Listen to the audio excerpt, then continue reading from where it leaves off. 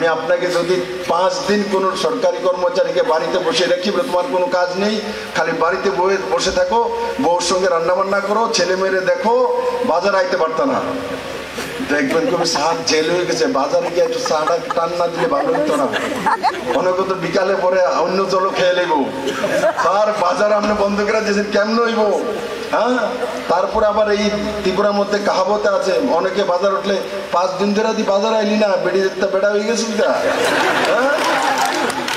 হ্যাঁ, বহু লোকে দেখলাম বাসন মাজ, কত কথা শুনতে হইব, থাকবেন নি বাড়ির মধ্যে 5 দিন, একটা প্রাণীও থাকতো না। আমি জানি তো, একটা প্রাণীও, জেন্টসের বিষয়ে বলছি, মহিলাদের বিষয়ে বলছি না, একটা জেন্টস, আমি ত্রিপুরাতে আমার জন্ম হয়েছে, আমি জানি, বিকেলে বাজারের দিকে লুঙ্গিটা পেরা বাজারের দিকে, সুটটা পেরা বাজারের দিকে না যায়, তাহলে তো পুরুষই পেতো না।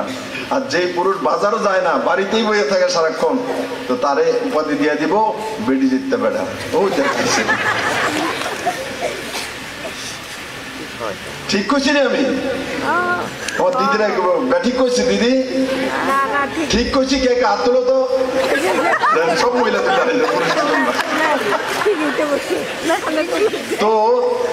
আরে বিপ্লব দেব নতুন কিছু করে না, এখানে অনেক কিছু আছে, তথ্য আমাকে দেয়, আমি তৈরি করি, পড়ি, কারণ না পড়লে আপনার ভিতরে নলেজ আসে না, তখন আপনি, আমি এগুলো পড়ি, পড়ার পর আমার সেন্সকে তৈরি করি, তারপর আমি বলি। আমি যেগুলো বলছি আপনারা সবাই জানে না, জানে না, সবাই জানে, বলে না, হিম্মত করে না।